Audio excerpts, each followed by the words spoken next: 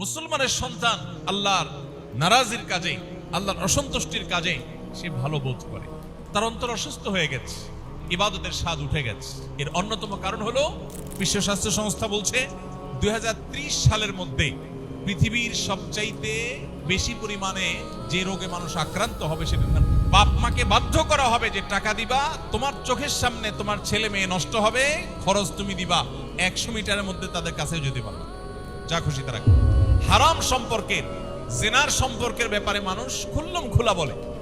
অবৈধ কাজের সঙ্গী এই পরিচয় নির্দ্বিধায় দেয়া হচ্ছে। একজন ইমানদারের কাছে, একজন মুমিনের কাছে সবচেয়ে মূল্যবান অ্যাসেট, সবচেয়ে মূল্যবান সম্পদের নাম হলো ঈমান। ইমানদারের কাছে ঈমানের চাইতে গুরুত্বপূর্ণ কোনো সম্পদ আর দ্বিতীয়টি হতে পারে না। আমাদের প্রিয় নবী আলাইহিস সালাম ইরশাদ করেছেন, ঈমানের প্রকৃত স্বাদ, ঈমানের যে আসল তৃপ্তি, ঈমানের যে প্রকৃত অনুভব, এটি আস্বাদন করবার সুযোগ সেই মানুষদের হয়েছে যাদের মধ্যে কিছু বিশেষ গুণ এবং বৈশিষ্ট্য আছে। এর মধ্যে একটা গুণ হলো, কোনো ব্যক্তি ঈমান আনার পর, আল্লাহর প্রতি বিশ্বাস স্থাপন করবার পর কুফর বা আল্লাহর প্রতি অবিশ্বাসের দিকে ধাবিত হওয়ার এই কাজ তার কাছে আগুনে নিক্ষেপ হয়ে মৃত্যুবরণ করার চাইতেও কঠিন। অর্থাৎ তার জীবন চলে যেতে পারে কিন্তু তার ঈমান সে দিতে পারে না, যদি কেউ সত্যিকারের ঈমানদার হয়ে থাকে। আমরা নবী করিম সাল্লাল্লাহু আলাইহি সাল্লামের সময়কার সাহাবায়ে কেরাম রিদওয়ানুল্লাহি তাআলা আলাইহিম আজমাইনের যে স্যাক্রিফাইস, তাদের যে আত্মত্যাগ, তাদের যে অবদান, এই বিষয় সম্পর্কে যখন আমরা পড়াশোনা করি আমরা দেখতে পাই যে জীবনের সব কিছুর বিনিময়ে তারা ঈমানকে উঁচিয়ে রেখেছেন। এবং তাদেরও আগে বিভিন্ন আম্বিয়া আলাইহিমুস সালাম আল্লাহর বিভিন্ন প্রিয় বান্দাদেরকে শুধু ঈমান আনবার দায়ে, ঈমান আনবার কারণে তাদের কাউকে করাত দিয়ে দুটুকরা করে ফেলা হয়েছে, কাউকে জ্বলন্ত আগুনে গর্ত করে সেখানে জ্বলন্ত আগুন জ্বালিয়ে সে জ্বলন্ত আগুনে তাদেরকে নিক্ষেপ করে দেওয়া হয়েছে। এক একজনকে এক একভাবে নির্মম থেকে নির্মমতর উপায়ে শাহাদাত বরণ করতে হয়েছে। এরপরও তারা কেউ ঈমানের বেলায় ন্যূনতম কোনো স্যাক্রিফাইস করেননি, ত্যাগ করেন। কিন্তু আজ আমরা যখন 2026-এর পৃথিবীতে বসবাস করছি, আমরা একটু চোখ মেললেই দেখব চতুর্দিকে ঈমান বিক্রির এক হিড়িক চলছে। মুসলিম নামধারী আমরা যারা আছি, আমরা আমাদের কাছে সবচেয়ে গুরুত্বহীন বিষয়ের নাম হলো আমাদের ঈমান, আমাদের আইডেন্টিটি। দুনিয়ার অন্য যে কোনো বিষয়ের গুরুত্ব আমার কাছে, আমার মুসলিম আইডেন্টিটি, আমার তাকওয়া, আমার ঈমানি চেতনা এর চাইতে বেশি গুরুত্বপূর্ণ হয়ে গেছে। এটি দুর্ভাগ্যজনক বাস্তবতা, কিন্তু এটি অনাকাঙ্ক্ষিত হলেও অপ্রত্যাশিত বা অভাবনীয় নয়। কারণ নবী করিম সাল্লাল্লাহু আলাইহি সাল্লাম প্রায় ১৫০০ বছর আগে আমাদেরকে সতর্ক করেছেন। তিনি বলেছেন, বাদিরু বিল আমালি ফিতানা কাকিতাইল লাইলিল মুজলিম, তোমরা নেকামল ভালো কাজের প্রতি ধাবিত হও, দ্রুততার সাথে ভালো কাজ নেকামলের প্রতি অগ্রসর হও সেই সময় আসার আগে যখন ফিতনা গোটা পৃথিবীকে ছেয়ে যাবে রাতের অন্ধকারের মতো। অন্ধকার যেরকম পুরো পরিবেশকে ছেয়ে যায়, ফিতনা গোটা দুনিয়াকে এরকম ছেয়ে যাবে। অন্য এক হাদিসে নবী আলাইহিস সালাম বলেছেন, এমন একটা সময় আসবে যে ফিতনা তোমাদের বাসা বাড়ি সবগুলোকে ছেয়ে যাবে, ঢেকে ফেলবে। তো সেই সময়টি আসার আগে তোমরা নেকামলের দিকে অগ্রসর হও, ধাবিত হও। যখন ফিতনা গোটা পৃথিবীকে ছেয়ে যাবে, দিন পালন করা, দিন ধারণ করা, মুসলিম আইডেন্টিটিকে উঁচিয়ে রাখা এটা সবচেয়ে কঠিন হয়ে যাবে। সেই সময়ে ইউসবিহুর রাজুলু মুমিনা ওয়া ইউমসি কাফিরা, একজন মানুষ সকালে ঈমানদার থাকবেন কিন্তু সন্ধ্যায় তিনি বেঈমান হয়ে যাবেন। এত ঠুনকো হয়ে যাবে ঈমান যে সামান্য সময়ের ব্যবধানে একজন পাক্কা মুমিন তিনি আবার বেঈমান হয়ে গেছেন। অথবা এর বিপরীত হবে, ওয়া ইউমসি মুমিনা ওয়া ইউসবিহু কাফিরা, সন্ধ্যায় ঈমানদার ছিলেন, রাতটা পার হতে না হতেই সকালে তিনি কাফেরে পরিণত হয়েছেন, অবিশ্বাসী এবং আল্লাহর অবাধ্য মানুষে পরিণত হয়েছে। ইয়াবিউ আহাদুহুম দীনাহু বিআরাদিন মিনাদ দুনিয়া, দুনিয়ার সামান্য স্বার্থ, সামান্য বস্তুর বিনিময়ে তার ঈমানকে বিক্রি করে দিবে। মুহতারাম হাজরিন, এমন একটি সময় আমরা পার করছি যে সময়টাতে আমরা সেই ফিতনাগুলোর আজ মুখোমুখি। সবচেয়ে দুর্ভাগ্যজনক বাস্তবতা হলো আমাদের ঈমান কখন চলে যাচ্ছে, আমরা কখন আল্লাহর থেকে দূরে সরে যাচ্ছি, সেটি বুঝবার মতো ন্যূনতম যে সেন্স একজন মুসলমানের থাকার কথা সেটিও আমরা আজ হারিয়ে ফেলেছি মোহতারাম হাজরিন। আর সেজন্যই আজ আমরা ফিতনা সংকুল যে সময়টি আসার ব্যাপারে নবী আলাইহিস সালাম আমাদেরকে সতর্ক করে গেছেন, সে সময়টির ভয়াবহতা এবং কতভাবে আমাদের এই ফিতনাগুলো আমাদের দ্বীন এবং ঈমান রক্ষার ক্ষেত্রে বাধা হয়ে দাঁড়াচ্ছে সে বিষয়টি এবং সেটা থেকে উত্তরণের উপায় কি, এবং এই কঠিনতম সময় যে কেউ ঈমানকে ধরে রাখবার সংগ্রামে জয়ী হয়, নিজের আত্মপরিচয়কে কেউ টিকিয়ে রাখবার চেষ্টায় সে জয়ী হয়, আল্লাহর কাছে তার রিওয়ার্ড এবং পুরস্কার কি হবে, এই বিষয়গুলোকে আমরা সংক্ষেপে আলোকপাত করার চেষ্টা করি। মোহতারাম হাজরিন, নবী আলাইহিস সালাম আমাদেরকে আগেই সতর্ক করেছেন, যেটা একটু আগে আমরা শুনলাম, যে শেষ জমানায় কিয়ামতের আগে, কিয়ামত যত নিকটবর্তী হবে, পৃথিবীতে দিন পালন, পৃথিবীতে দিন ধারণ, ঈমান রক্ষা করা, এটা তত সংকটময়, কঠিন থেকে কঠিন, কষ্টকর, দুঃসাধ্য বিষয়ে পরিণত হবে। এবং এ থেকে উত্তরণের জন্য নবী আলাইহিস সালাম পরিষ্কার কিছু দিক এবং নির্দেশনা আমাদেরকে দিয়েছে। যে বাধার কারণে আমরা ঈমান আমল চর্চা করতে পারি না, সে বাধাকে আমরা এক কথায় বলতে পারি ফিতনা। এই ফিতনা, এই শব্দটি কোরআনে বিভিন্নভাবে আল্লাহ তাআলা আলোকপাত করেছেন। নবী আলাইহিস সালামের বহু হাদিসে ফিতনা সম্পর্কে আলোকপাত হয়েছে। হাদিসের গ্রন্থগুলোতে কিতাবুল ফিতান বা ফিতনা সংক্রান্ত অধ্যায় আলাদা আলাদাভাবে রচিত হয়েছে। কিন্তু দুর্ভাগ্যজনক বাস্তবতা হলো আমরা আজ সর্বস্তরের সাধারণ মুসলমান আমরা ফিতনা সম্পর্কে খুব বেশি একটা ওয়াকিফাল না। মোহতারাম হাজরিন, ফিতনা শব্দের অর্থ হলো পরীক্ষা, বিভ্রান্তি, অরাজকতা। শেষ যুগে বিশেষ করে সত্য এবং অসত্যের মধ্যে পার্থক্য করা কঠিন হয়ে যাবে। এরকম ধোঁয়াশাচ্ছন্ন পরিবেশ, এরকম ধোঁয়াশাচ্ছন্ন বিষয়কে ফিতনা বলা হয়।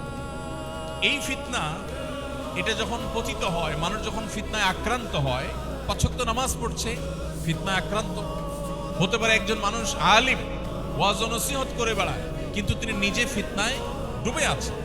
হতে পারে একজন নারী, তিনি আপাদমস্তক নিজেকে আবৃত রাখেন, আল্লাহর নির্দেশ পালনার্থে পর্দার বিধানকে মেনে চলেন। হতে পারে এত সত্ত্বেও তিনি ফিতনায় আক্রান্ত আছেন।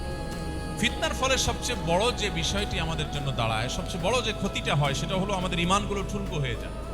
ফলে ঈমান কখন চলে যায় আমরা টেরও পাই না। দ্বিতীয়ত, ফিতনার ফলে ইবাদতের প্রতি অনীহা তৈরি হয়। আজ যেদিকে তাকাবেন, অনেক মুসলমান আছেন যিনি আসলে ভালো মুসলমান হওয়ার চেষ্টা করেন এবং তার চেষ্টার কোনো ত্রুটি নাই, সদিচ্ছার কোনো ত্রুটি নাই। তিনি চান তিনি আল্লাহর ওলি হতে, আল্লাহর প্রিয় বান্দা হতে, তিনি চান নেককার মানুষ হতে, আব্দে সালেহ হতে, কিন্তু কেন জানি হয়ে ওঠে না। শত সহস্র মানুষের এই মনোবেদনা, অসংখ্য অগণিত মুসলমানদের মনের এই কষ্ট আছে যে তারা খুব নেককার মানুষ হয়ে উঠতে চান, কিন্তু দিন শেষে এটা করতে পারেন না। রমজান এলে কত আমল করবার সদিচ্ছা জাগে, কিন্তু রমজান পার হয়ে চলে যায়, তেমন কিছু করা হয়ে ওঠে না। তো এই জিনিসগুলো হয়ে থাকে মূলত ফিতনা আক্রান্ত থাকার ফলে। একজন অসুস্থ মানুষ যেরকম অনেক সময় যে কোনো খাবারের স্বাদ আস্বাদন করতে পারেন না, অনুভব করতে পারেন না, ঠিক একইভাবে ফিতনায় ডুবে থাকা মানুষ ইবাদতের স্বাদ, ইবাদতের তৃপ্তি পান না। ফলে তার কাছে ইবাদতটা এটা এনজয় করার মতো বিষয় বা তৃপ্তিদায়ক বিষয় না হয়ে বরং তার কাছে বোঝা হয়ে যায়। যেমন নামাজ, আমরা আজকাল বেশিরভাগ মানুষ নামাজ পড়ি, কিন্তু এটা আমাদের এক ধরনের প্রেসার, আল্লাহর পক্ষ থেকে দেওয়া বোঝা, নাউজুবিল্লাহ, একটা চাপ, একটা দায়িত্ব মনে করি। এটা যে আমার নিজের বেঁচে থাকার জন্য প্রয়োজন, নট অনলি এর বিনিময়ে আল্লাহ আখিরাতে দিবেন, দুনিয়াতেই যে এটা আমার বেঁচে থাকার জন্য অত্যন্ত গুরুত্বপূর্ণ। আমার সুখী জীবনের পেছনে অনেক বড় রসদ যোগায় নামাজ, সালাত। সেটুকু অনুভব আমরা কজন মানুষ করতে পারি? এমনকি যারা আমরা কোরআন এবং হাদিসের ইলম অর্জন করার তৌফিক হয়েছে, মাদ্রাসায় পড়ে নিয়মতান্ত্রিকভাবে তথাকথিত আলেম হয়েছে, এরপরও দেখা যাবে যে ইবাদতের স্বাদ, ইবাদতের তৃপ্তি আমরা পাই না। ইবাদতের তৃপ্তি যে পাই না, এটা ইবাদতের দিকে তাকালে বোঝা যায়। নামাজ কত তাড়াতাড়ি শেষ করে আমরা মসজিদ থেকে বের হবো, তার জন্য আমরা ব্যাকুল হয়ে যাই। মসজিদে আসার জন্য আমরা এতটা ব্যাকুল হই না, মসজিদ থেকে যাওয়ার জন্য যতটা ব্যাকুল আমরা থাকি। ইবাদতের ধরন দেখলে, ধাঁচ দেখলে, ইবাদতের প্রতি আমাদের আগ্রহ, ইবাদতের প্রতি আমাদের ভালোবাসা, টান, তৃপ্তি, এটা অনুভব করা যায়। একজন মানুষ প্রাণ ভরে আল্লাহকে সিজদা করে তিনি তৃপ্তি পাচ্ছেন। তিনি আল্লাহ রাব্বুল আলামিনের জাতে পাকের সামনে, মহান রব্বুল আলামিনের সামনে রুকুর মাধ্যমে অবনত মস্তক হয়ে আল্লাহর সামনে তার প্রশংসা, তার তাসবিহ, তার পবিত্রতার জ্ঞাপন এগুলো করে তিনি মানসিকভাবে সুখ অনুভব করছেন। খুব পছন্দের, খুব ভালোবাসার মানুষকে ভালোবাসা প্রকাশ করতে পারলে, তাকে সবটুকুন দিয়ে ভালোবাসার সুযোগ পেলে মানুষ খুব ভালো ফিল করে। আপনি আপনার মাকে ভালোবাসেন, মায়ের প্রতি ভালোবাসা অনেক বেশি থাকলে সেই ভালোবাসা যদি প্রকাশ করেন, সেটা করার সুযোগ পান, সে ভালোবাসা প্রদর্শন করবার সুযোগ পান, আপনি ভালো ফিল করেন। আল্লাহকে ভালোবাসার দলিল, আল্লাহকে ভালোবাসার প্রমাণ যে আমি রুকুতে গিয়ে সুবহান রাব্বিয়াল আযীম বলে আমার রবের পবিত্রতা জ্ঞাপন করি, রবের প্রশংসা করি, আমি সেটাকে খুব তৃপ্তির সাথে করি, আমি সেটা করে খুব ভালো অনুভব করি। রুকু থেকে আমার উঠতে ইচ্ছা করে না, আমার দীর্ঘ রুকু করতে মন চায়, রুকুর মধ্যে আমি স্বাদ পাই। সেই মুসল্লি আজ সোনার হরিণ হয়ে গেছে। নবী ইরশাদুস সালাম যে সতর্ক করেছেন, একটা সময় আসবে মসজিদ ভর্তি মুসল্লি পাওয়া যাবে, কিন্তু একজন মানুষও থাকবে না যার অন্তর নামাজের প্রতি পরিপূর্ণ মনোযোগের সাথে সালাত আদায় করবার মতো অন্তর নিয়ে তিনি আদায় করছেন। এরকম মানুষ একজনও পাওয়া যাবে না। সবাই হুলস্থুল করে জাস্ট দায় সারবার চেষ্টা করবে, যেন আল্লাহ তাআলা একটা বোঝা চাপিয়েছেন, নাউজুবিল্লাহ, এটা শেষ করতে পারলে আমি বাঁচি, এটা যে আমার বেঁচে থাকার জন্য প্রয়োজন, এটা যে আমার আখিরাতের জন্য প্রয়োজন, আমার দুনিয়ার সুখের জন্য প্রয়োজন, এই রিচুয়াল যে আমার মানসিক প্রশান্তি এনে দিবে, আল্লাহর সাথে কানেকশন গড়ে দিবে, এটা যে আমাকে অদৃশ্য অবর্ণনীয় তৃপ্তি এনে দিবে, পৃথিবীর সকল সুখ, পৃথিবীর সকল তৃপ্তির চাইতেও বেশি তৃপ্তি যে আল্লাহ এই ইবাদতের মধ্যে রেখেছেন, সেই অনুভব, সেই অনুভূতি আমাদের থেকে হারিয়ে গেছে। এটি ফিতনার কারণে হয়ে থাকে। মানুষ যখন ফিতনা আক্রান্ত থাকে তখন তার অন্তর অসুস্থ হয়ে যায়, আর এই অসুস্থ অন্তরে তার হারাম কাজ করতে ভালো লাগে, সে নাজায়েজ কাজ করতে ভালো ফিল করে, অনুভব করে, ভালো কাজ করতে তার তেমন আগ্রহ বোধ হয় না। মোহতারাম হাজরিন, আমরা যদি 1450 বছর আগে চলে যাই, অবশ্য 1450 বছর বহু আগের, আমরা যদি আমাদের শৈশবের কথাও বলি, যারা এখানে 40 বা 50 প্লাস এইজের মানুষ আছেন, আপনারা অনেক মানুষ এই সমাজে আপনাদের জীবদ্দশায় দেখেছেন যাদের কাছে ইবাদত ছাড়া আর কিছু ভালো লাগতো না, হারাম কোনো কিছু তাদেরকে টানতো না। বিশেষ করে সিলেটের মানুষ, আপনাদের এরকম বহু মানুষ দেখার কথা, যে তাদের সামনে হারাম গান বাজানো হলে তারা পাগলের মতো ছটফট করতেন, সহ্য করতে পারতেন না। ভালো বোধ করা তো পরের কথা, ঠিক একটি মাছ পানি থেকে তুলে এয়ার কন্ডিশনের কোন রুমে দামি কার্পেটের উপর তাকে শুইয়ে রাখলেও সে যেরকম শান্তি পেত না, বা সে যেরকম শান্তি পাওয়ার কথা না, ঠিক একইভাবে একজন আল্লাহর সত্যিকার অর্থে আল্লাহর প্রতি ইমানদার বান্দা, যে মনে করে যে আল্লাহ তার রব, যে মনে করে আল্লাহ তার সৃষ্টিকর্তা, যে বিশ্বাস করে মনে প্রাণে যে আল্লাহর সামনে তাকে দাঁড়াতে হবে, যার বিশ্বাস আছে যে আল্লাহর সামনে পুঙ্খানুপুঙ্খ হিসাব দিতে হবে, যে বিশ্বাস করে জান্নাতের, যে জান্নাতের শুরু হবে কোনো শেষ হবে না, যে জান্নাতের নাজ ও নেয়ামত পৃথিবীর কোনো কিছুর সাথে তুলনীয় না, যে ব্যক্তি আল্লাহর জাহান্নামে বিশ্বাস করে, আল্লাহর অবাধ্য হলে তার জন্য জাহান্নামের আগুন নিক্ষেপ করা হবে, সে আগুন পৃথিবীর আগুনের চাইতে কমপক্ষে 70 গুণ বেশি উত্তপ্ত হবে। হাদিসের বর্ণনার প্রতি যার বিশ্বাস আছে, সে কখনো আল্লাহর অবাধ্যতায় ভালো অনুভব করার কথা না। কিন্তু আজ সমাজের যেদিকে তাকাবেন, মানুষ আল্লাহর অবাধ্যতায়, মুসলমানের সন্তান আল্লাহর নারাজির কাজে, আল্লাহর অসন্তুষ্টির কাজে সে ভালো বোধ করে, তার অন্তর অসুস্থ হয়ে গেছে। একজন অসুস্থ মানুষ যেরকম মিষ্টি জিনিসও তার কাছে তিতা অনুভব হয়, ঠিক একইভাবে ইবাদতের স্বাদ উঠে গেছে। এর অন্যতম কারণ হলো যে আমরা আখিরি জামানায়, যে সময়টাতে দিন পালন করা অত্যন্ত সংকটপূর্ণ বিষয়, দিন পালন করা অত্যন্ত কঠিনতর বিষয়, এবং দিন ধারণ করা এটা অত্যন্ত কঠিনতর বিষয়। মোহতারাম হাজরিন, এই সব কিছুর মূলে হলো ফিতনা। এর ফলশ্রুতিতে মানুষের অন্তর কঠিন হয়ে যায়, অন্তর বিগলিত হয় না। সাহাবায়ে কেরাম, আমাদের সালাফে সালেহিন, ইসলামের ইতিহাসের পূর্বসূরি যে সমস্ত মনীষীরা ছিলেন, একটি কথা থেকে একজন মানুষের হেদায়েত হয়ে গেছে। আর এখন কোরআনে কারীমের আয়াতের পরে আয়াত আমরা অর্থ সহকারে পড়ি, চোখের সামনে দিয়ে চলে যায়, আমাদের জীবনকে কোনো পরিবর্তন করে না। আল্লাহর ভয়ে আমাদের অন্তরগুলো বিগলিত হয় না। আমরা মুসলমান দাবি করি, কিন্তু ইসলামের কোনো ফিল, অনুভব আমাদের ভেতরে নেই। এর অন্যতম কারণ নবীজি সতর্ক করে গেছেন। তিনি 1400 বছর আগে সতর্ক করে গেছেন, সময় আসবে যখন ফিতনা সব কিছুকে ছেয়ে যাবে, ঈমান ঠুনকো হয়ে পড়বে, দুর্বল হয়ে পড়বে, অন্তর কঠোর হয়ে যাবে, আল্লাহ থেকে মানুষ দূরে সরে যাবে, তার কাছে দুনিয়ার সব ভালো লাগবে, আল্লাহর ইবাদত ভালো লাগবে না। এই ভয়ঙ্কর কঠিন পরিস্থিতি আসার আগে ইবাদতের দিকে ধাবিত হও। তিনি সতর্ক করেছেন, মানুষ ঈমান বিক্রি করবে পার্থিব সামান্য একটু স্বার্থের কারণে তার মুসলিম আইডেন্টিটিকে সে ছেড়ে দিতে দ্বিধাবোধ করবে। এই সময়টা আমরা পার করছি। সময়তে হাজিরিন, এই জন্য নবী করিম সাল্লাল্লাহু আলাইহি সাল্লাম আমাদেরকে বারবার সতর্ক করেছেন। আমরা সেই সতর্কীকরণটাকে যদি গ্রহণ করে জীবনকে গড়তে চাই, তাহলে এই যুগের ফিতনাগুলো সম্পর্কে আমাদের ওয়াকিফাল হতে হবে। আমাদের জানতে হবে যে কোন কোন ফিতনা আছে। এই যুগে যে সমস্ত ফিতনা আমাদের ঈমানকে, আমাদের মুসলিম আইডেন্টিটিকে ধ্বংস করে দিচ্ছে, এর মধ্যে অন্যতম বা সবচেয়ে বড় ফিতনার বিষয় হলো আদর্শিক এবং ঈমানি ফিতনা। আমাদের ঈমানের জন্য যে ফিতনা, সেই ফিতনাগুলো, এগুলোর আলোচনা অনেক দীর্ঘ সময় সাপেক্ষ বিষয়।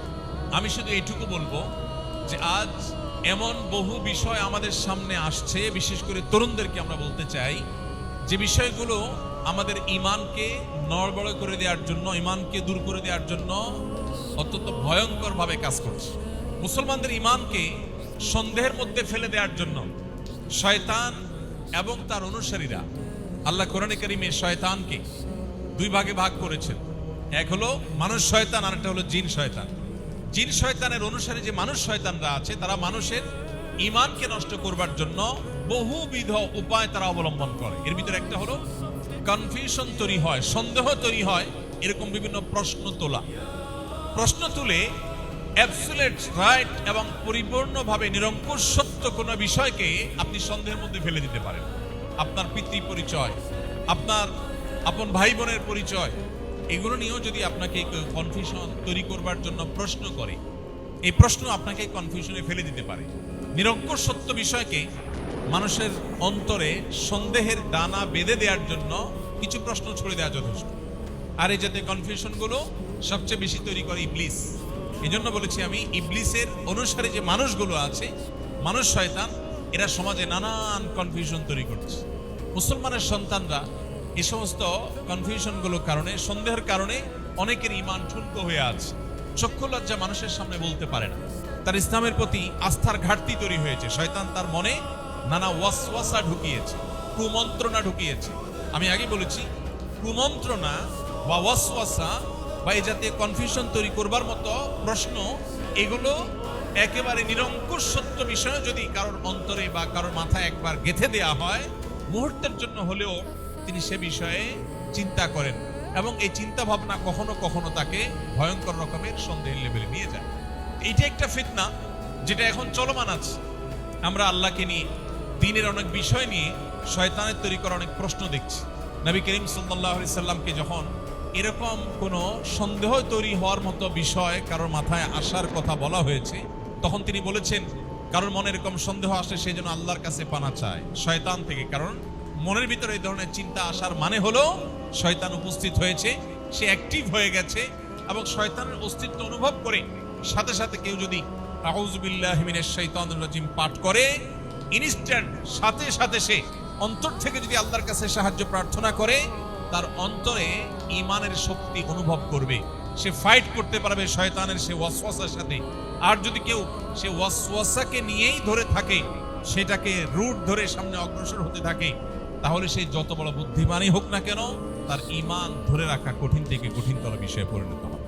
মোহতারাম হাজিরিন, আজকে ঘরে ঘরে আজ নাস্তিক্যবাদ, এগোনাস্তিক্যবাদ, সংশয়বাদী মুসলমান, এটা আজ তৈরি হচ্ছে। সোশ্যাল মিডিয়াতে বিভিন্ন উপায়ে মুসলমানদের মনের ভিতরে নানা সন্দেহ তৈরি করবার মতো অনেক কন্টেন্ট, অনেক টেক্সট কন্টেন্ট, অনেক ভিডিও কন্টেন্ট, এগুলো ছড়িয়ে দেওয়া হচ্ছে। মুসলমানের কর্তব্য আল্লাহ তাআলার প্রতি ঈমান আনার এই সম্পদ, ঈমানের এই দৌলত, এটা আখিরি জামানাতে শেষ যুগে এসে ধরে রাখা কঠিন হবে। নবী আলাইহিস সালাম বলেছেন, ইয়াতি আলান নাসি জামান একটা সময় আসবে মানুষের কাছে আস-সাবিরু ফীহিম আলা দীনিহি, যে ব্যক্তি ওই যুগে তার দ্বীনের উপর টিকে থাকবে এই ব্যক্তির অবস্থান হবে কাল কাবিদি আলাল জামার, জ্বলন্ত কয়লা হাতে ধরে রাখার মতো কঠিন বিষয় হবে ঈমান ধরে রাখার মতো বিষয়। এই চিন্তা যখন একজন ঈমানদার করবে তখন সে বিশ্বাস করবে যে যত কনফিউশন হচ্ছে এগুলো সবই হলো আমার ঈমানকে হরণ করবার শয়তানি চক্রান্ত, বিধায় আমি আমার ঈমান নিতে দিব না। আল্লাহর কাছে সাথে সাথে পানাহ চাইলে আমরা মনে করতে পারি মুখে আউযু বিল্লাহি মিনাশ শাইতানির রাজিম পড়লে এটার এফেক্টে আমার মনের অস্বস্তি চলে যাবে। হ্যাঁ, চলে যাবে। আপনি যদি সেই ইয়াকিন, সেই বিশ্বাস নিয়ে আল্লাহর প্রতি পূর্ণভাবে নিজেকে সমর্পণ করে আউযু বিল্লাহি মিনাশ শাইতানির রাজিম পাঠ করেন, আল্লাহর দিকে ধাবমান অন্তর যদি হয়, তাহলে আপনি সন্দেহাতীতভাবে নিশ্চিত থাকতে পারেন আল্লাহ তাআলা আপনাকে এই ফিতনা থেকে হেফাজত করবেন। মোহতারাম হাজরিন, আজ পৃথিবীটাকে এমন ভাবে ঢেলে সাজানো হচ্ছে, এমন ভাবে তৈরি করা হচ্ছে, মুসলমানদের সমাজকে এমন ভাবে প্রস্তুত করা হচ্ছে যে আমাদের বাচ্চারা তারা সমাজে খুব স্বাভাবিকভাবে যদি বেড়ে ওঠে, তারা যদি শিক্ষা প্রতিষ্ঠানের ক্লাসগুলো স্বাভাবিকভাবে অতিক্রম করে, কেউ তাদেরকে প্রেসার ক্রিয়েট করতে হবে না, কেউ তাকে জোর করতে হবে না। সে শুধুমাত্র স্বাভাবিকভাবে বেড়ে উঠলেই হাফ বা শিকি কিংবা তার চাইতে বেশি পরিমাণে নাস্তিক্যবাদ এটা তার মধ্যে ধারণ করে সে বেড়ে উঠবে। এমন এক ভয়ঙ্কর সময় আমরা পার করছি, যেটা 20 বছর, 30 বছর, 40 বছর আগে এতটা ছিল না। এখন আমাদের সন্তানদেরকে মুসলিম আইডেন্টিটির উপরে টিকিয়ে রাখা, এটা এই যুগের সবচেয়ে কঠিন কাজ। সাদিক সাহেবের মতো এরকম 20 তলা 22 তলা বা আরো 200-400 তলার বিল্ডিংও যদি করে কেউ অল্প সময়ের ব্যবধানে, এটা যতটা আশ্চর্যের, এটা যতটা অবাক করার। একজন মানুষ এই সমাজে সন্তানের বাবা হয়েছেন এবং ফিতনার আগুনের যে আঁচ চতুর্দিক থেকে অনুভব করা হচ্ছে, এখান থেকে তার সন্তানকে বাঁচিয়ে মুসলিম আইডেন্টিটিকে ধরে রাখতে পেরেছেন। আল্লাহর কসম, এটা মাত্র অল্প সময়ের ব্যবধানে বিশাল বড় অট্টালিকা করার চাইতেও কঠিন কাজ এবং অবাক করার মতো কাজ। ঘরে ঘরে আজ মানুষ সাফার করছে, অনেক অভিভাবক হয়তো ফিল করছেন। এই জন্য ফিতনার জাল চতুর্দিকে বিছানো আছে। পড়ানো হচ্ছে হয়তো সাধারণ জ্ঞানের বই, পড়ানো হচ্ছে, দেওয়া হচ্ছে হয়তো স্বাভাবিক এবং জেনারেল কোনো নলেজ, কিন্তু সেটার খাঁজে ভাঁজে ঢুকিয়ে দেওয়া হচ্ছে কুফরের বিষ, সেটার ভাঁজে ভাঁজে দিয়ে দেওয়া হচ্ছে আমার সন্তানের ঈমানকে ধ্বংস করবার নানা আয়োজন। হয়তো আপনার সামনে পেশ করা হচ্ছে নিছক বিনোদন, কিন্তু তার প্রতিটা খাঁজে ভাঁজে ঢুকিয়ে দেওয়া হচ্ছে কুফর, যেটা আপনার ঈমানকে নড়বড়ে করে দিবে, আপনার বিশ্বাসকে দুর্বল করে দিবে। পৃথিবীটাকে এমন ভাবে ডিজাইন করা হচ্ছে, এমন ভাবে প্ল্যান করা হচ্ছে, এমন ভাবে সাজানো হচ্ছে যে আপনি নিজের অজান্তে বেঈমান হওয়ার মতো জায়গায় চলে যাবেন। এটি 1450 বছর আগে নবী সাল্লাল্লাহু আলাইহি ওয়াসাল্লাম আমাদেরকে সতর্ক করে গেছে। এটি ফিতনার একটা দিক যেটা আমাদের ঈমানের উপরে আঘাত করে, এবং এটি আসার হাজারো দিক আছে যেটি দীর্ঘ সময় ধরে আলোচনা করা, বিশ্লেষণ করা প্রয়োজন। এই জন্য আমাদের প্রয়োজন হলো সতর্কতা গ্রহণ করা। কিভাবে আমরা ঈমানের উপর এই সমস্ত আঘাত থেকে আমরা ঈমানকে সেভ করব, নিরাপদে রাখবো, সেটা আমরা শেষে বলবো ইনশাআল্লাহ। দ্বিতীয়ত যে ফিতনার কথা বলতে চাই সেটা হলো নৈতিক এবং চারিত্রিক ফিতনা। এটা বিশেষ করে গোটা পৃথিবীর উপর এমনভাবে অ্যাপ্লাই করা হচ্ছে, এমনভাবে প্রয়োগ করা হচ্ছে, আজকের পৃথিবীতে চারিত্রিক সততা এটা গল্পের সেই তথাকথিত সোনার হরিণ, স্বর্ণের হরিণ পাওয়া এটা যেরকম কঠিন বা অসম্ভব, আজ পৃথিবীর যেই কোনো সমাজে সেরকম যুবক এবং তরুণ পাওয়া কঠিন হয়ে গেছে, যে যুবক এবং তরুণ তার চরিত্রকে সকল প্রকার কলঙ্ক থেকে বাঁচাতে পেরেছে, অপবিত্রতা থেকে, নোংরামি থেকে রক্ষা করতে পেরেছে, যে শুধু হালাল এবং বৈধ সম্পর্কের জন্য অপেক্ষা করেছে, মুহূর্তের জন্য কোনো হারামের ছিটা ফোঁটা তার গায়ে লাগতে দেয়নি, সেরকম নিষ্কলুষ, সেরকম পুত পবিত্র তরুণ পাওয়া এই সমাজে এখন স্বর্ণের হরিণ পাওয়ার চাইতেও কঠিন বিষয়ে পরিণত হয়েছে। এটা এমনি এমনি হয়ে গেছে না, এমনি এমনি হয়নি, এটা সুদূর প্রসারী পরিকল্পনার অংশ। গোটা পৃথিবী ছেয়ে গেছে এই ফিতনা। আপনি আমাদের দেশের কথা যদি বলেন, খুব সচেতনভাবে লক্ষ্য করলে আপনি দেখতে পাবেন মাত্র 2-3 দশক আগেও এই দেশে, এই মাটিতে অবৈধ বা হারাম সম্পর্ক কেউ করতে 10 বার সে চিন্তা করত। মানুষের মধ্যে সহজাত লাজুকতা, লজ্জাশীলতা এই লেভেলে ছিল যে বৈধ স্বামী স্ত্রীর পরিচয়টাও শুরুতে দিতে মানুষ একটু ইতস্তত বোধ করত, আর এখন নির্লজ্জের মতো সম্পূর্ণভাবে জড়তা এবং অস্বস্তি ছাড়াই হারাম সম্পর্কের, জেনার সম্পর্কের ব্যাপারে মানুষ খুল্লম খোলা বলে। হারাম কাজের সঙ্গী এই পরিচয় দিয়ে দেয়। আগে মানুষ বৈধ স্ত্রীর পরিচয়টা শুরুর দিকে দিতে তরুণদের মধ্যে লজ্জা বোধ হতো, এক ধরনের অস্বস্তি কাজ করতে শুরুর দিকে। অথচ এখন একটা হারাম কাজের সঙ্গী, অবৈধ কাজের সঙ্গী এই পরিচয় নির্দ্বিধায় দেয়া হচ্ছে, এবং একটা জেলা শহর বাদ নেই যে এই ধরনের কালচার নাই। এটা এমনি এমনি হয়ে যায় নাই, এটা ছেয়ে গেছে সমাজে। এই জন্য নবী সাল্লাল্লাহু আলাইহি সাল্লাম তিনি বলেছেন, মাইয়াতমানলি মা বাইনা লিহিয়াইহি ওয়া মা বাইনা রিজলাইহি আদমাল্লাহুল জান্নাহ। যে ব্যক্তি তার দুই চোয়ালের মধ্যবর্তী অঙ্গ অর্থাৎ মুখ, আর যে ব্যক্তি তার দুই পাও বা রানের মধ্যবর্তী অঙ্গ, তার সম্ভ্রম, ইজ্জত, এগুলোকে যে ব্যক্তি হেফাজত করবার দায়িত্ব নিবে, নবীজি বলেছেন আমি তার জন্য জান্নাত আল্লাহর পক্ষ থেকে তাকে পাইয়ে দেওয়ার দায়িত্ব নিলাম। মুহতারাম হাজরিন, আজ চারিত্রিক স্খলন এটা এমন পর্যায়ে পৌঁছেছে, এখন আর যুবক, তরুণ, পরিণত বয়স হওয়ার অপেক্ষা করতে হয় না। ছোট ছোট বাচ্চারা পর্যন্ত আজ এই ফিতনা জর্জরিত। নানাভাবে এই ফিতনা আমাদের সন্তানদেরকে, আমাদের কলিজার টুকরা বাচ্চাদেরকে, ছোট ভাই বোনদেরকে, পরিবারের সদস্যদেরকে আমাদেরকে ধ্বংস করে দেওয়া হচ্ছে। এবং এই নৈতিক এবং চারিত্রিক ফিতনা এটা ছেয়ে যাওয়ার কারণে কেউ চাইলেও বাঁচতে পারছে না। বহু তরুণ, বহু যুবক, শত শত হাজারো তরুণ আছে যে পানি থেকে মাছকে উপরে তুললে যেরকম সে ছটফট করে বাঁচার জন্য, ইমানকে বাঁচাবার জন্য, নিজের চরিত্রকে কালিমা মুক্ত রাখবার জন্য ছটফট করতে থাকে, কিন্তু তার জন্য কঠিন হয়ে যায়। কোথাও যাওয়ার কোনো জায়গা থাকে না যেখানে গিয়ে তার ইমানকে সে সেভ করতে পারবে। পরিবেশটা সেরকম হয়ে গেছে। মোহতারাম হাজরিন, এই জন্য বললাম দিন পালন করা এই যুগের সবচেয়ে কঠিন কাজ। আপনি একজন বেকার যুবক থেকে একজন সফল ব্যবসায়ী হয়ে গেছেন, এটা কঠিন। একজন আপনি সাধারণ চাকুরি থেকে একজন বিশাল বড় কর্মকর্তায় পরিণত হয়েছেন, কঠিন কাজ। মনে রাখবেন, এই সবগুলো কাজের চাইতেও কঠিন কাজ হলো আপনি একজন মুসলমান হিসাবে আপনার ইসলাম চর্চা করছেন, দিন চর্চা করছেন বাধাহীনভাবে, অথবা নিজেকে ধরে রাখতে পারছেন ইমানের উপরে। এটা হলো সবচেয়ে কঠিন কাজ। মোহতারাম হাজরিন, যে বিষয়গুলো আমাদের দিন এবং ইমানকে চর্চা করতে বা ধারণ করতে অসুবিধা তৈরি করে, যে ফিতনাগুলো, এর মধ্যে আরেকটা হলো পারিবারিক ভাঙন। আমাদের পরিবারগুলোর দিকে যদি আমরা তাকাই, তাহলে পরিবারগুলো আগের তুলনায় ভালো আছে না খারাপ আছে? কি বলেন? আজ থেকে যত পেছনে যাবেন, যত পেছনে 10 বছর, 20 বছর, 30 বছর, 40 বছর যত পেছনে যাবেন, বৈষয়িক উন্নতি, অগ্রগতি আমাদের কম ছিল, কিন্তু দাম্পত্য সুখ বেশি ছিল না কম ছিল? বেশি ছিল। আমি এই জন্য অনেক সময় বলার চেষ্টা করি যে এখনকার তরুণরা নিজের স্ত্রীকে ভালোবাসা জানাবার জন্য কত উপায় আছে। SMS করে ভালোবাসা জানায়, মোবাইল কলে ভালোবাসা জানাতে পারে, মেসেঞ্জারে জানাতে পারে, কত রকমের গিফট দেওয়ার অপশন যুবকদের সামনে আছে, কত রকমের খাবার খাওয়ানো, ভালোবাসা যেন হয় তার জন্য হাজারটা কাজ করার উপায় আছে। আমাদের ভালোবাসা আগের মতো হয় না।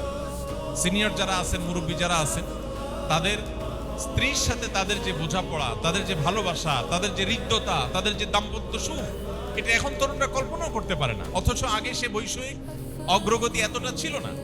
স্ত্রীর প্রতি ভালোবাসা প্রকাশ করবার জন্য একটু উপহার দিয়ে তাকে খুশি করবেন, সেটাও এত বেশি ছিল না। ভালোবাসার কথা জানাবেন, সেটারও এত পথ এবং উপায় ছিল না, কিন্তু ভালোবাসা ঠিকই ছিল। এখানে আমরা দেখতে পাচ্ছি যে বৈষয়িক উন্নতি হয়েছে, কিন্তু আমাদের ক্রাইসিসও বেড়েছে। সেই তুলনায় আমাদের ভালোবাসা বাড়েনি। এটা হলো ভয়াবহ একটি ফিতনার একটা অবশ্যম্ভাবী পরিণতি। গোটা পৃথিবীর যেদিকে আপনি তাকাবেন, যেই দিকে তাকাবেন, পূর্ব থেকে পশ্চিম, উত্তর থেকে দক্ষিণ, আপনি দেখতে পাবেন পরিবার ভাঙার এক মহোৎসব চলছে, মহা আয়োজন চলছে। এবং তার ফলশ্রুতিতে আমরা আমাদের দেশেও দেখি প্রত্যেকটা জায়গায় বিবাহ ভাঙার এক হিড়িক চলছে। দাম্পত্য সম্পর্কগুলো টিকে না। এখন বিয়ের সময় অভিভাবকরা সবচেয়ে বেশি দুশ্চিন্তায় থাকেন যে টিকবে তো, অন্য কোনো চিন্তা নেই, টিকবে কিনা এই চিন্তা। আপনি চিন্তা করুন যে 20 বছর 30 বছর আগেও, 2 যুগ 3 যুগ আগেও অভিভাবকদের মাথায় এটা আসতোই না যে বিয়ে আবার না টিকার চিন্তা কি আছে। কিন্তু এখন যত ঘটা করে বিয়ে হয় তত দ্রুততার সাথে আবার ভেঙে যায়।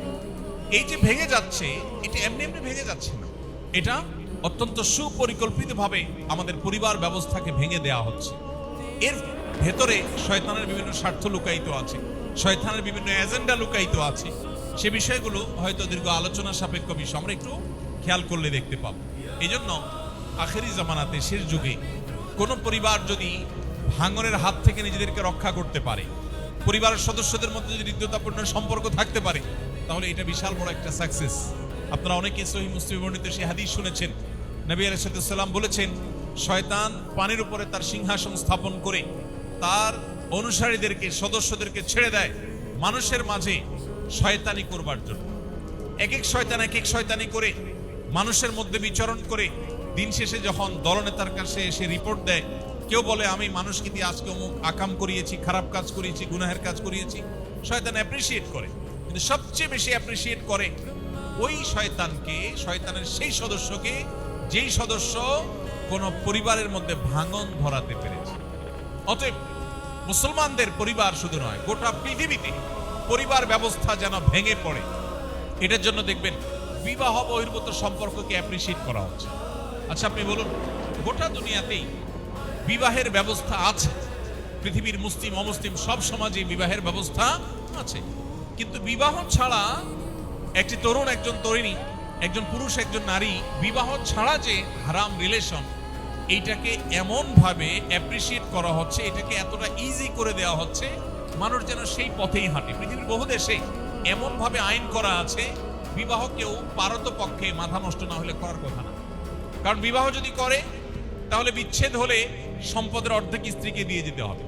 এখন হতে পারে যে কারোর সাথে বনিবনা হলো না, এখন বিয়ে করতে সে ফেসে যাবে, কি দুঃখে সে বিয়ে করবে। এর বিপরীতে বিবাহ বহির্ভূত সম্পর্ক করবে, সেখানে কোনো দায় নেই, কোনো অসুবিধা নেই। আপনি আমাদের সমাজে লক্ষ্য করলে দেখতে পাবেন বিবাহের জন্য হাজারটা বাধা।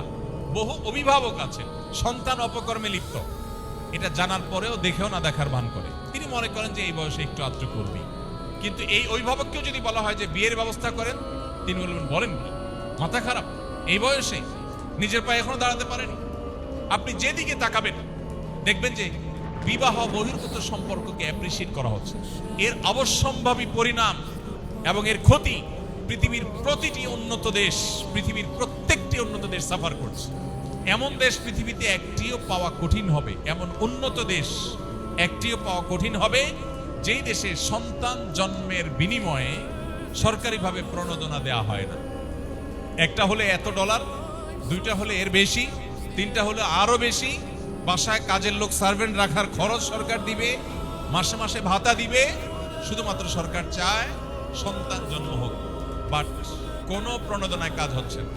আমাদের দেশ থেকে, গরিব দেশগুলো থেকে মেধাবী তরুণদেরকে তারা পাচার করে নিয়ে যাচ্ছে, শিক্ষার নামে তাদেরকে নিয়ে সেখানে এস্টাবলিশ করছে, এবং এই সন্তানগুলো আর বেশিরভাগই ফিরে আসছে না, এরা হারিয়ে যাচ্ছে, মুসলিম আইডেন্টিটি পর্যন্ত চলে যাচ্ছে, মা বাবার সাথে সম্পর্ক আস্তে আস্তে শেষ হয়ে যাচ্ছে।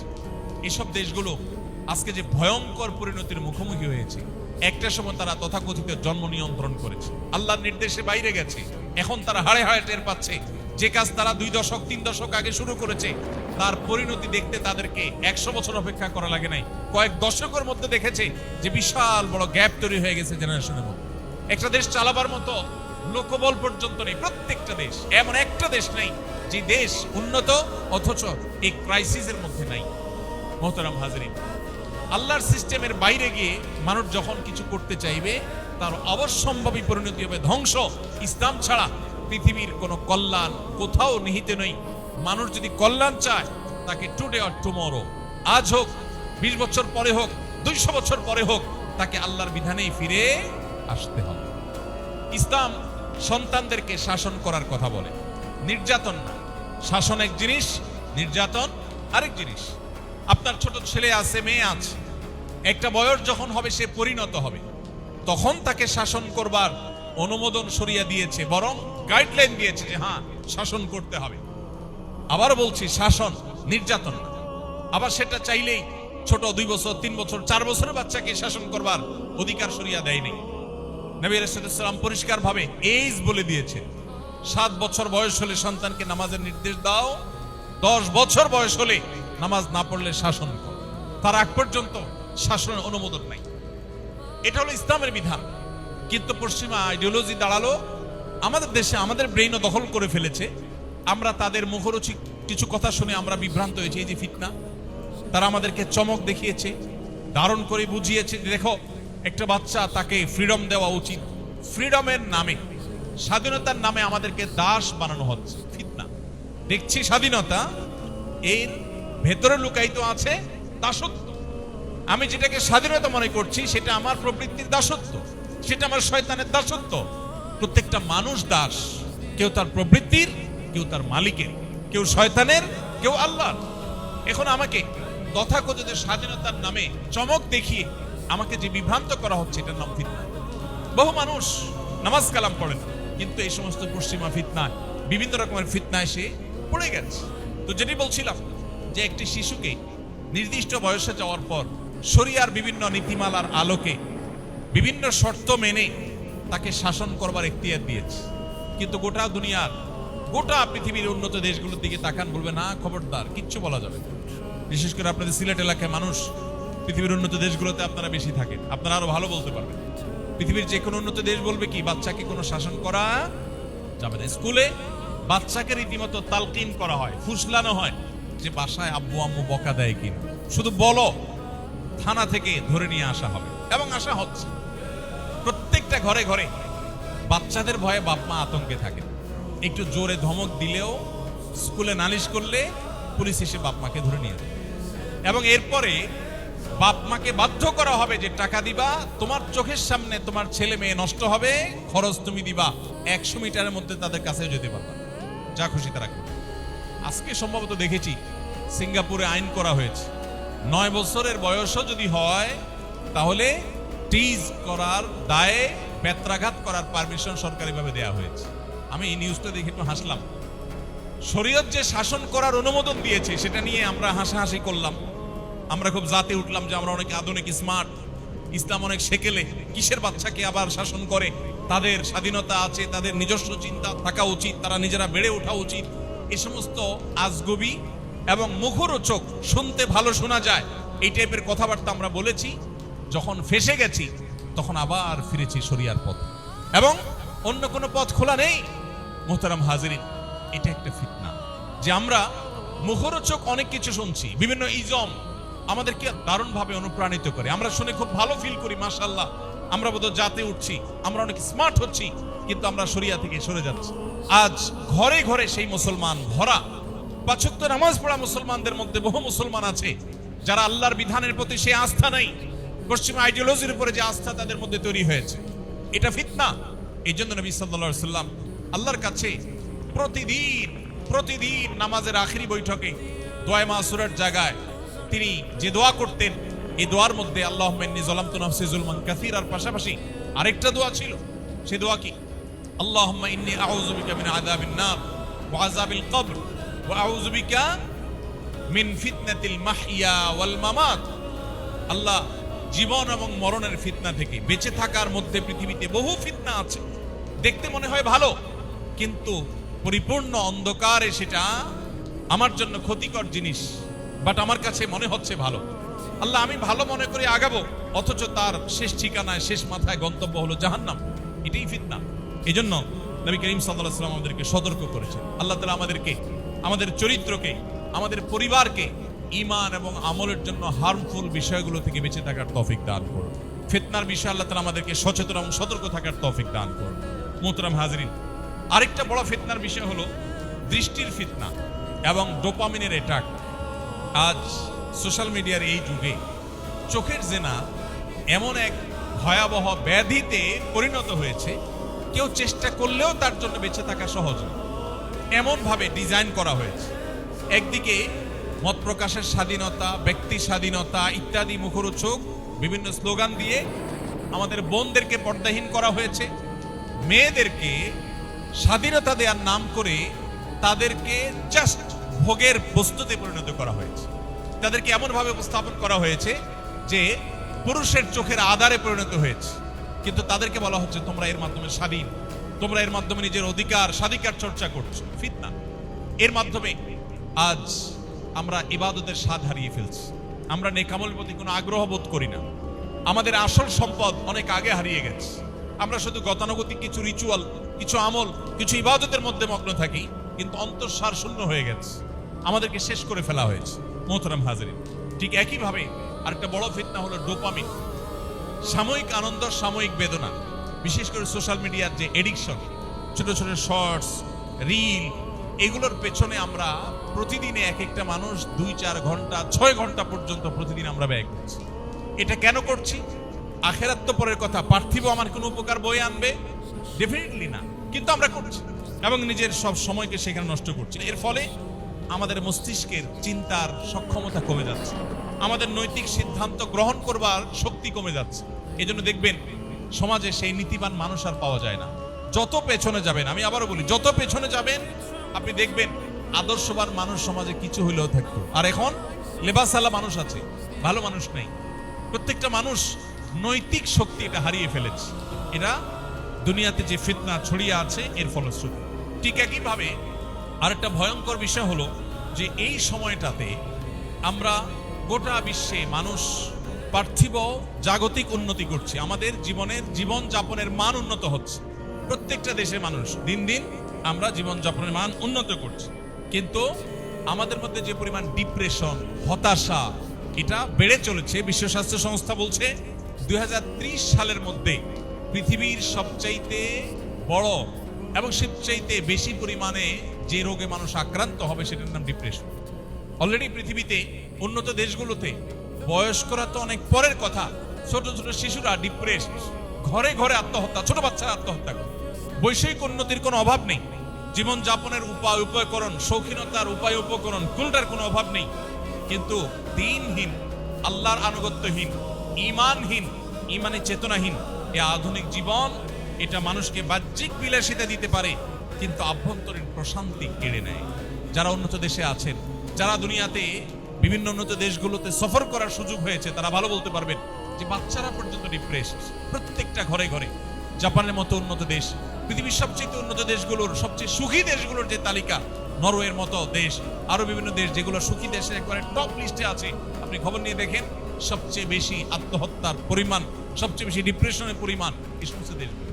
সুখের উপকরণে কোনো শেষ নেই, কোনো অপরাধ হয় না, চোর ধরা পড়ে না, ডাকাত ধরা পড়ে না, খুনি ধরা পড়ে না। এত সাইলেন্ট, এতটা কোয়াইট, এত বাহ্যিক দৃষ্টিকোণ থেকে শান্ত দেশ, কিন্তু মানসিক শান্তি কারণ নেই। শান্তির সমস্ত ব্যবস্থা আছে, দুনিয়াটাকে জান্নাতে পরিণত করার জন্য যা লাগে সেরকম করে ফেলেছে। তাদের পরিবেশ, তাদের প্রতিবেশ, তাদের নিয়ম, তাদের সিস্টেম এত ভালো যে মনে হবে সেখানে গেলে মানুষ শান্তির সাগরে বসবাস করবে, কিন্তু না, মানুষ দুঃখের সাগরে বসবাস করবে। আল্লাহ রাব্বুল আলামিন দিন ছাড়া দুনিয়ার সমস্ত সম্পদ একত্র করলেও কেউ আল্লাহ তাআলা সেখানে শান্তি রাখেন নাই।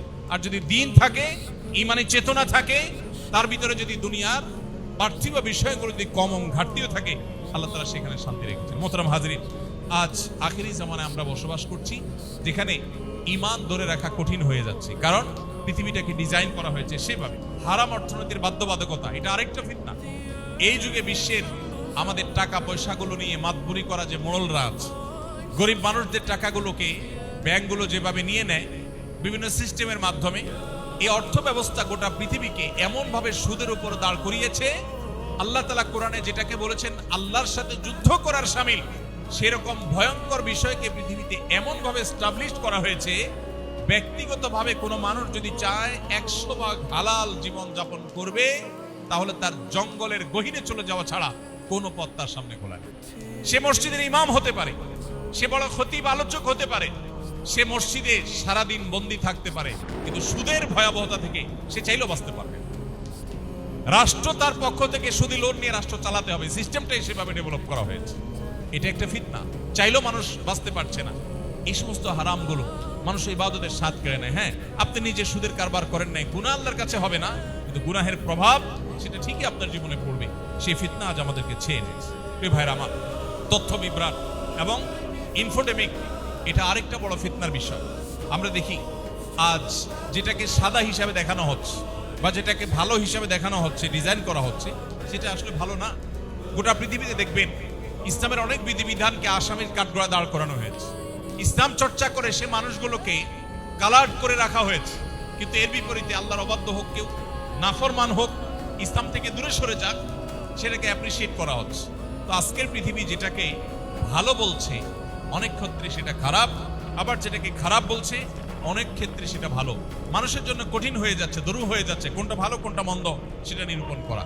আল্লাহ রাব্বুল আলামিন এরকম ফিতনা সংকুল সময়ে আমাদের ঈমানকে হেফাজত করার তৌফিক দান করুন, আমাদের মুসলিম আইডেন্টিটিকে আল্লাহ তাআলা বাঁচাবার তৌফিক দান করুন।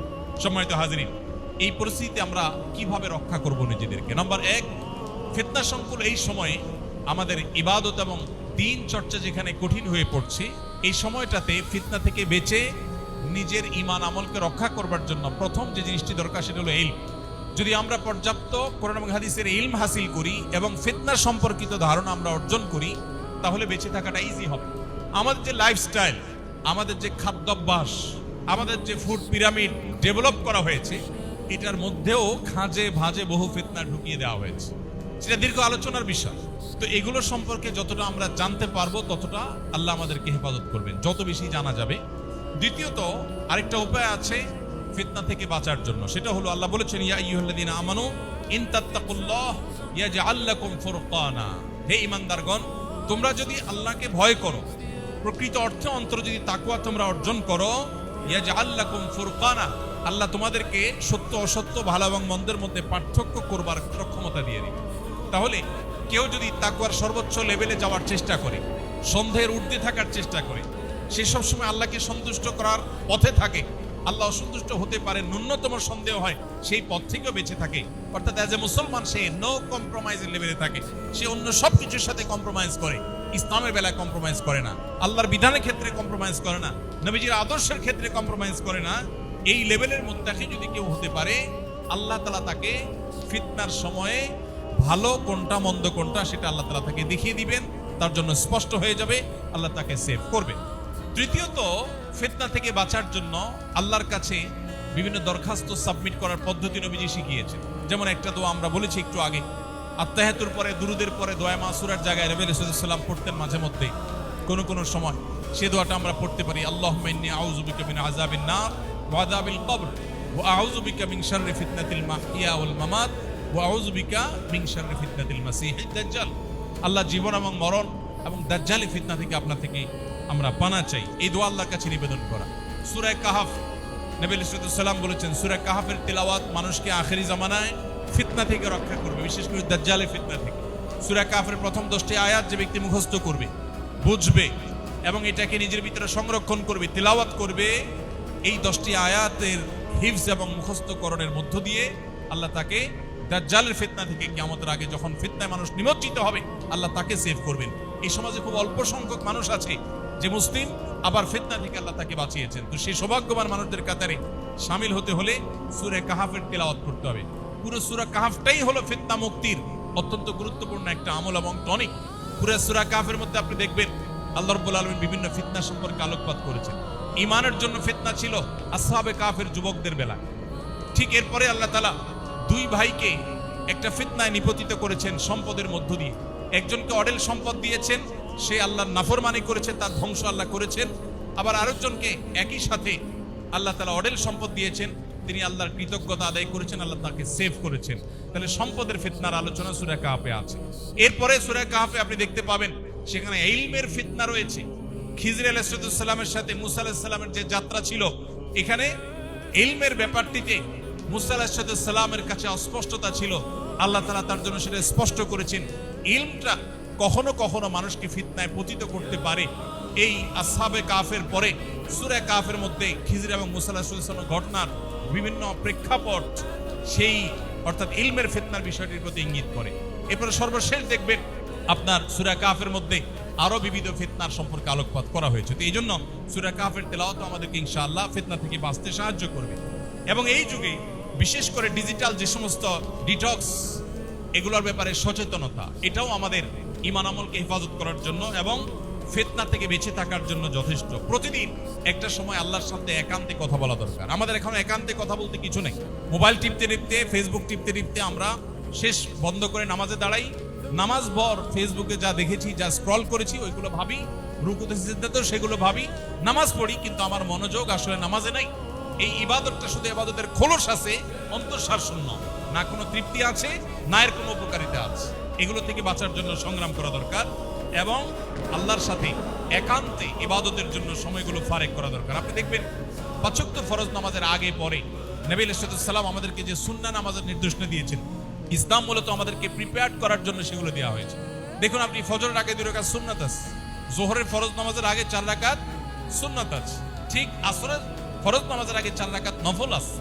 মাগরিবের আগে নিয়মতান্ত্রিক কোনো সুন্নাহ নামাজ যদিও নেই, কিন্তু সূর্য ডোবার পর মাগরিবের নামাজের মাঝে 2 রাকাত নামাজের কথা বুখারীতে আছে। সেটার ব্যাপারে উলামায়ে হানাফের এটা সুন্নাত হওয়ার ব্যাপারে ভিন্ন মত আছে, কিন্তু মাগরিবের নামাজের পরে আবার আপনি 2 রাকাত সুন্নাত আছে সন্ধ্যের উঠতে এবং মতপার্থক্যের উঠতে। এশার নামাজের আগে আপনার নফল নামাজ আছে, পরে 2 রাকাত আছে। প্রত্যেক নামাজের আগে এই যে নফল নামাজ, সুন্নাত নামাজ রাখা হয়েছে, এটা হলো ফরজ নামাজের আগে যাতে আপনি প্রিপারেশন নিতে পারেন, রিহার্সাল করতে পারেন। তারও আগে আপনি ওযু করতেছেন, আপনি কাপড় পবিত্র রাখছেন, নামাজের জায়গায় পবিত্র রাখছেন, এগুলো সবগুলো হলো পার্ট অফ নামাজের প্রিপারেশন। কিন্তু দুর্ভাগ্যজনক বাস্তবতা হলো যে আমাদের এগুলোর প্রতি আজ কোনো মনোযোগ নেই, কারণ সোশ্যাল মিডিয়া আমাদেরকে শেষ করে দিচ্ছে। এই জন্য এগুলো থেকে বেঁচে থাকা জরুরি। ইকোসিস্টেমের মধ্যে পরিবর্তন করা, অর্থাৎ সাহচর্য এবং সান্নিধ্য, সার্কেল চেঞ্জ করা। বিশেষ করে দ্বীন ঈমান হেফাজত যদি করতে চাই, ফিতনা থেকে যদি বাঁচতে চাই, তাহলে সেক্ষেত্রে আমাদেরকে এই যুগে স্পেশালি প্রত্যেকটা মানুষকে দ্বীনি সার্কেল মেনটেন করতে হবে। যেখানে দিনদার, মুত্তাকি, পরেজগার মানুষ থাকবে, সেখানে আমি যাব। আমার প্রতিবেশী হবে ভালো মানুষ, আমার সন্তানরা যে শিক্ষা প্রতিষ্ঠানে পড়বে সেখানে আল্লাহভীরু মানুষ থাকবে, তাদের মধ্যে আল্লাহর ভয় থাকবে। আমি সেই জিনিসটাকে সবচেয়ে বেশি প্রায়োরিটি দিব। এভাবে যদি করতে পারি তাহলে ডিজিটালের সমস্ত ফিতনা থেকে বেঁচে থাকা সম্ভব ইনশাআল্লাহ। এর বাইরে আমরা আজকের পৃথিবী যেটাকে ভালো বলছে, সেটা আসলে ভালো কিনা এটা মাপব হলো কোরআন এবং হাদিসের কষ্টি পাথরে। কোনোটাকে যদি মন্দ বলে তাহলে সেটাকে মন্দ মনে করার আগে কোরআন এবং হাদিস মন্দ বলছে কিনা সেই কষ্টি পাথরে পরিমাপ করার চেষ্টা করব। এর মাধ্যমে আশা করা যায় ইনশাআল্লাহ ফিতনা থেকে আমরা বেঁচে থাকতে পারবো। ভাইরা আমার, আখেরি জামানাতে শেষ সময় যখন ঈমান এবং আমল ধরে রাখা কঠিন হবে, এই ফিতনা সংকুল সময় যদি কেউ নিজের মুসলিম আইডেন্টিটিকে বাঁচাতে পারে, সবাই যখন হারাম রিলেশনে যাবে, কোনো যুবক যদি নিজেকে বাঁচাবার চেষ্টা করে, কোনো তরুণী যদি নিজের চরিত্রকে হেফাজত করার জন্য সংগ্রাম করে, সবাই যখন হারামকে ডাল ভাত মনে করে, কেউ যদি হারামকে ছেড়ে না খেয়ে থাকা, চাকরিহীন থাকা, বেকার থাকাটাকে অ্যাপ্রিসিয়েট করতে পারে, তার মর্যাদা কি? নবী করিম সাল্লাল্লাহু আলাইহি সাল্লাম বলেছেন, যেটি তিরমিজিতে বর্ণিত হয়েছে, নবীজি বলেছেন, আমার পরে একটা সময় আসবে, তোমাদের পরে, সাহাবীদেরকে বলছেন যে তোমাদের পরে একটা সময় আসবে যখন দ্বীনের উপরে টিকে থাকাটা জ্বলন্ত আগুনের কয়লা বা জ্বলন্ত কয়লা হাতে রাখার চাইতে বা রাখার মতো কঠিন হবে। এরকম সময় আসবে যখন ওই সময়টাতে যে ব্যক্তি দ্বীন এবং ঈমান রক্ষা করবে, নেক আমল করবে, তাকওয়া চর্চা করবে, ওই ফিতনার সময় নিজেকে বাঁচিয়ে রাখবে, তার একজনের বিনিময় হবে তোমাদের 50 জনের সমান। সাহাবীদেরকে বলা হচ্ছে, তোমরা 50 জন নেক আমল করে আল্লাহর কাছে যে পরিমাণ রিওয়ার্ড এবং বিনিময় লাভ করবে, ওই সময়টাতে ফিতনা মোকাবেলা করে প্রতিকূল পরিবেশে মুসলিম আইডেন্টিটিকে বাঁচাবার জন্য সংগ্রাম করে যদি কেউ টিকে থাকতে পারে, হারাম থেকে বাঁচিয়ে রাখতে পারে, তাহলে আল্লাহ তাআলা তাকে তোমাদের 50 জনের মর্যাদা ওই একজনকে দিবেন। কেন? কারণ সাহাবীদের সামনে চ্যালেঞ্জ বা বাধা, ফিতনা এত বেশি ছিল না, আজকে যত বেশি ফিতনা আছে। নবী রাসূলুল্লাহ সাল্লাল্লাহু আলাইহি ওয়াসাল্লাম সেজন্য সুসংবাদ আমাদেরকে দিয়েছেন। ঠিক একইভাবে নবী রাসূলুল্লাহ সাল্লাল্লাহু আলাইহি ওয়াসাল্লামের কাছে প্রশ্ন করা হয়েছে, ইয়া রাসূলুল্লাহ, 50 জনের সওয়াব একজনকে দেওয়া হবে, মানে তাদের 50 জন? বলছেন না, তাদের 50 জন না, তোমাদের 50 জনের সওয়াব তাদের একজনকে দেওয়া হবে। এরকম আরো বহু বহু হাদিস আছে, এই হাদিসগুলোর মাধ্যমে বোঝা যায় যে ফিতনা সংকুল সময় ঈমানের উপরে টিকে থাকার প্রয়োজনীয়তা কত বেশি এবং এর ফজিলত কত বেশি। এবং কোন কোন হাদিসে আসছে, নবী রাসূলুল্লাহ সাল্লাল্লাহু আলাইহি ওয়াসাল্লাম বলেছেন, ফিতনার সময় যদি কেউ ইবাদতে মশগুল থাকে, নেক আমলে ব্যস্ত থাকে, তাহলে সে নবী রাসূলুল্লাহ সাল্লাল্লাহু আলাইহি ওয়াসাল্লামের কাছে হিজরত করে যে এসেছেন সাহাবীরা, তার কাছে হিজরত করে আসার মতো মর্যাদার সমান মর্যাদা পাবে ওই ব্যক্তি যে ব্যক্তি ফিতনার সময় নেক আমলের মধ্যে মশগুল থাকবে। আল্লাহ রাব্বুল আলামিন এই কঠিন সময়ে আমাদেরকে ঈমান আমলকে সবকিছুর উপর অগ্রাধিকার দেওয়ার তৌফিক নসিব করুন। আমরা চেষ্টা করব তো ইনশাআল্লাহ। মোহতারাম হাজরিন, এর জন্য দরকার ঐকান্তিক প্রচেষ্টা, এর জন্য দরকার আন্তরিকতা, এর জন্য দরকার চ্যালেঞ্জ বোঝা। আজকের এই পৃথিবীতে আপনি যেদিকে তাকাবেন দেখবেন সবাই জাহান্নামমুখী যাত্রার জন্য সবাই প্রস্তুতি গ্রহণ করে বসে আছে। আপনি দিনের ক্ষেত্রে নো কম্প্রোমাইজের লেভেলে থাকা মানুষ খুব বেশি এটা খুঁজে পাবেন না। দেখবেন সবাই কম্প্রোমাইজ করে ফেলে। ঠিক আছে, নামাজ কালাম পড়ি, আরে পরে হবে, অসুবিধা নেই। বিয়ের অনুষ্ঠানে আসছি, এখানে একটু সামাজিকতা সৌজন্যতা আছে না, সব জায়গা পর্দা করলে চলে নাকি? একটু আচ্ছু গান বাজনা তো চলা করতে হয়, আরে এত বাস্তি কি সমাজে চলা যায় নাকি? আল্লাহর কাছে মাপ চেয়ে নিব। এগুলো সব হলো দিনের ক্ষেত্রে কম্প্রোমাইজ। এগুলো সব করে ফিতনা, দিনের উপরে টিকে থাকার ক্ষেত্রে বাধা। নো কম্প্রোমাইজের লেভেলে থেকে ঈমান চর্চা করা, আমল চর্চা করা, পরিপূর্ণ মুসলমান হওয়া, পরিপূর্ণভাবে দিনের উপরে প্রবেশ করা, এই মানুষের পরিমাণ আজ সমাজে সবচেয়ে কম। আল্লাহ রাব্বুল আলামিন আমাদের সবাইকে সেরকম খাঁটি মুসলমান হওয়ার তৌফিক নসিব করুন। আমরা সবাই চেষ্টা করব তো ইনশাআল্লাহ। আল্লাহর কাছে আমরা দোয়া করব। নবী রাসূলুল্লাহ সাল্লাল্লাহু আলাইহি ওয়াসাল্লাম দোয়া করতেন, আল্লাহুম্মা ইন্নী আউযু বিকা মিনাল ফিতান মা যাহারা মিনহা ওয়া মা বাতান। আল্লাহ, আপনার কাছে ফিতনা থেকে পানা চাই, প্রকাশ্য ফিতনা, অপ্রকাশ্য ফিতনা, সকল প্রকার ফিতনা থেকে আপনার কাছে পানা চাই। আমরা ঠিক একই ভাবে আল্লাহর কাছে দোয়া করব। আমরা একটু বলি, আল্লাহুম্মা ইন্নী আউযু বিকা মিনাল ফিতানি মা যাহারা মিনহা ওয়া মা বাতান। এর অর্থ হলো, আল্লাহ, যে সমস্ত ফিতনাগুলো স্পষ্ট আর যেসব ফিতনাগুলো বোঝা যায় না, ধোঁয়াশা, বিভ্রান্তি, কোনটা ভালো কোনটা মন্দ, কোনটাতে তুমি খুশি হবে কোনটাতে অসন্তুষ্ট হবে, স্পষ্ট না, এরকম ধোঁয়াশাপূর্ণ যে সমস্ত ফিতনা আছে, এগুলো থেকে তুমি আমাদেরকে রক্ষা করে হেফাজত করো। আল্লাহ তাআলা আমাদের সবাইকে, আমাদের ঈমানকে, আমাদের আমলকে, আমাদের ফ্যামিলি পরিবারের সদস্যদের ঈমান আমলকে এই কঠিন ফিতনার সময়ে পরিপূর্ণভাবে সেভ করা এবং সেটাকে হেফাজত করা, আল্লাহর প্রিয় বান্দা হিসাবে, খাঁটি মুসলিম হিসাবে গড়ে তোলার তৌফিক আল্লাহ তাআলা আমাদেরকে দান করুন।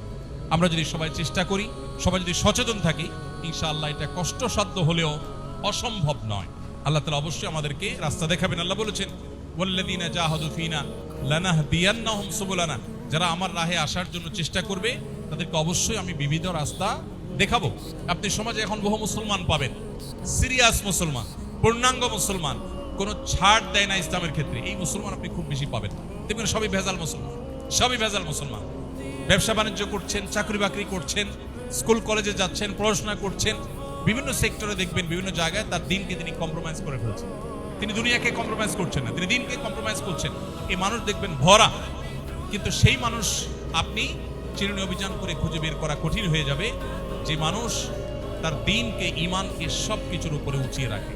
আল্লাহ তাআলা আমাদেরকে সেরকম খাঁটি মুসলমান হওয়ার তৌফিক দান করুন। ভেজাল মুসলমানের কোনো মূল্য দুনিয়াতে নেই। আজ যে অপমান অপদস্থ আমরা, আজ যে আমরা পিছিয়ে পড়ছি, এর মূল বিষয়টাই হলো এটি যে আমরা দিন থেকে দূরে সরে গেছি।